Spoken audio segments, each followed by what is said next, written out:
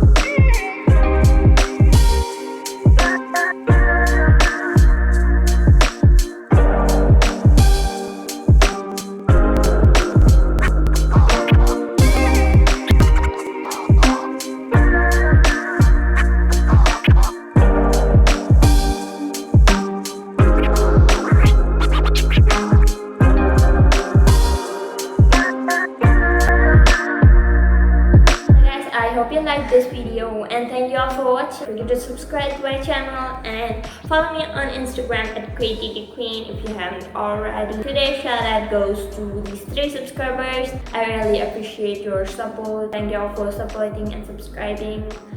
So I'll see you on the next video. Bye bye and stay tuned.